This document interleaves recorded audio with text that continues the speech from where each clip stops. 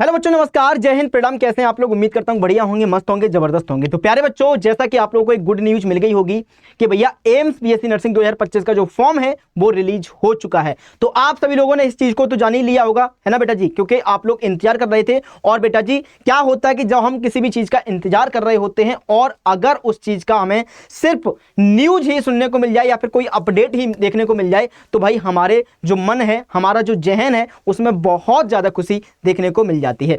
तो बच्चों, ये तो आप लोगों ने पता चल ही गया होगा कि आप लोगों का एम्स बीएससी नर्सिंग 2025 का फॉर्म आ गया है। लेकिन अब इसको भरें कैसे? तो बहुत सारी वीडियो बन चुकी हैं, लेकिन हमारे प्यारे बच्चे कुछ ऐसे थे जिनको कंफ्यूजन हो रहा था, तो उनके लिए ये वीडियो बहुत मैं इंपॉर्टेंट तरीके से बनाने जा रहा हूं, क्योंकि बच्चों हर एक स्टेप को मैं यूज कर रहा हूं।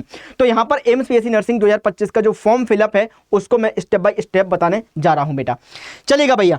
तो सबसे पहले तो बच्चों मैं थोड़ी सी आपको इंफॉर्मेशन देना चाहूंगा, ये कि भैया आपका एम्स बीएससी नर्सिंग 2025 का जो फॉर्म है वो रिलीज हो गया है बच्चों। एम्स पैरामेडिकल का भी रिलीज हो गया है ना। इस चीज को आपको पता चल गया होगा। तो मैं आपको थोड़ा सा एक सेकंड थोड़ा सा जानकारी देना चाहूंगा बच्चों, है ना भाई।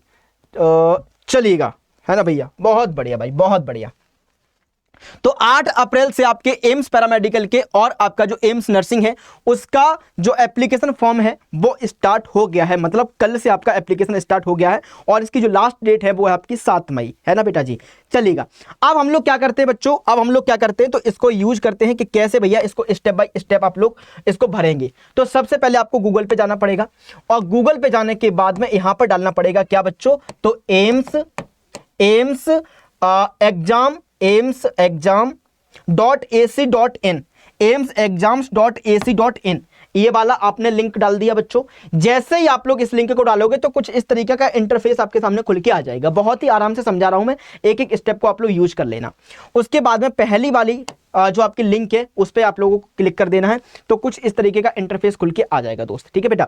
अब इसमें आपका ये लिखा है एकेडमिक कोर्स, ये लिखा है रिक्रूटमेंट, ये लिखा है आपका रिजल्ट, ये लिखा है स्टूडेंट्स, एम्प्लॉय एंड आपके मिसलेनियस नोटिस लिखे हुए हैं। ठीक है बेटा।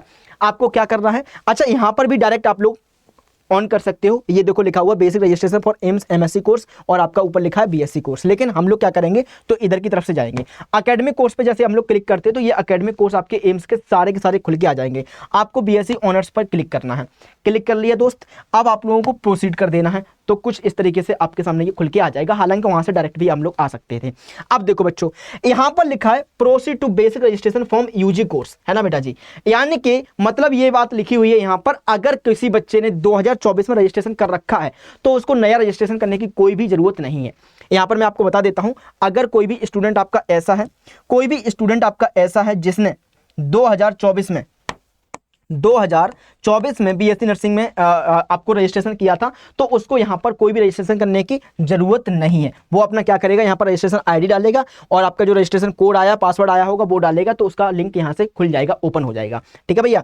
अब कुछ बच्चे ऐसे हैं जो पहली बार फॉर्म को भर रहे हैं, तो वो लोग क्या करेंगे, तो यहां पर proceed to basic registration form पर आप लोग क्लिक करना, है ना बेटा जी। तो जैसे ही आप लोग यहां पर इसको क्लिक करेंगे, तो ये आ जाएगा, देखो click here to for new basic registration. अब न्यू बेसिक रजिस्ट्रेशन पर आप लोग क्लिक करोगे बच्चों, तो जैसे ही आपको क्लिक करोगे तो बच्चों कुछ इस तरीके का इंटरफेस आपके सामने खुल के आ जाएगा। इसमें आपको क्या करना है दोस्त, इसमें ये आपके इंपॉर्टेंट डॉक्यूमेंट्स दे रखे हैं, कि आपको क्या क्या चीजों की जरूरत पड़ेगी। तो सबसे पहले बेटा जी आपकी एक वैलिड ईमेल आईडी होनी चाहिए। और बेटा जी आपका मोबाइल नंबर जो है वो आपको उस ईमेल आईडी से लिंक होना चाहिए। ओके दोस्त। उसके बाद में आपको पर्सनल डिटेल्स आपकी भरनी है। उसके बाद में वैलिड फोटो आईडी, है ना बेटा जी। अपना एक बढ़िया सा पासपोर्ट टाइप का एक फोटो खिंचा लेना, उसको लगा देना।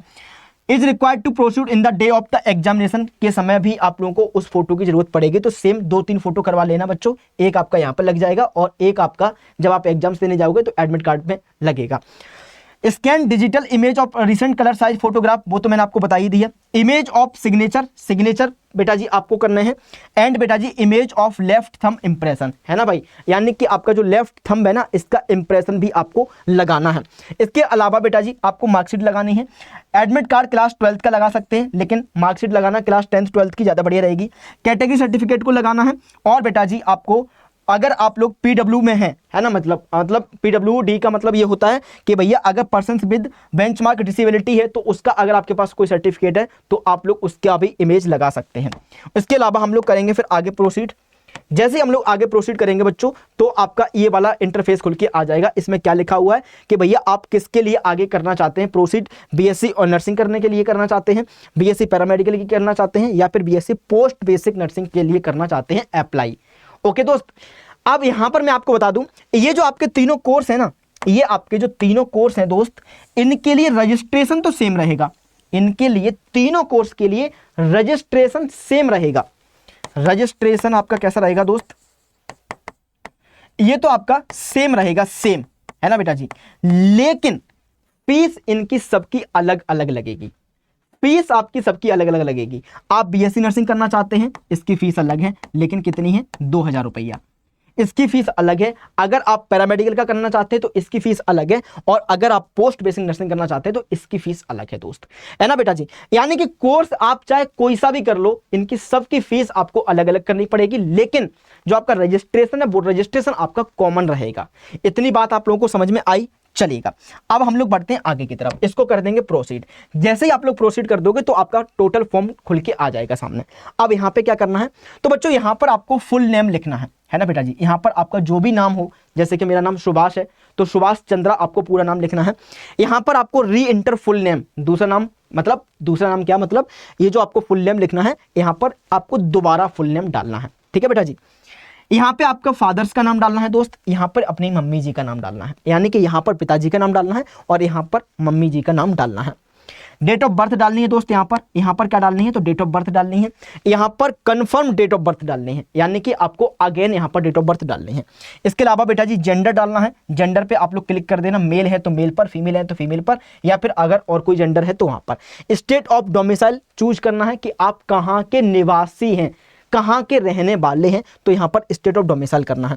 इसके अलावा दोस्त अपनी कैटेगरी चूज कर लेना कि आप एससी से हैं, एसटी से हैं, ओबीसी से हैं, जनरल से, या आपके पास ईडब्ल्यूएस का सर्टिफिकेट है।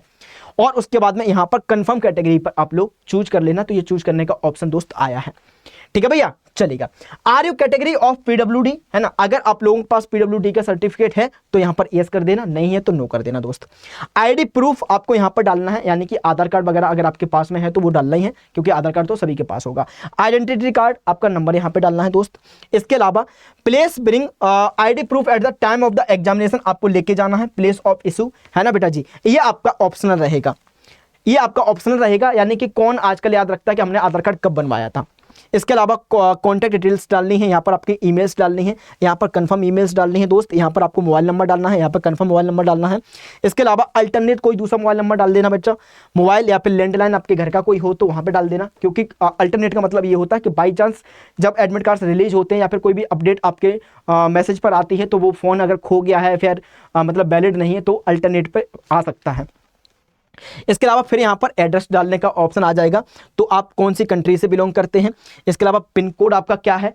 इसके अलावा बेटा जी कौन से स्टेट से बिलोंग करते हैं आप लोग, डिस्ट्रिक्ट कौन सी है, सिटी आपकी कौन सी है, और एड्रेस आपको कंप्लीट डालना है कि आप कहाँ के रहने वाले हैं, जिसमें फर्स्ट एड्रेस, सेकंड एड्रेस, गली मोहल्ला सब कुछ डाल देना यहाँ पर। ओके दोस्त, फिर डिक्लेरेशन पे डालने के बाद में यहाँ पर आपके पास में आ जाएगा जनरेट रजिस्ट्रेशन एंड आपका पासवर्ड।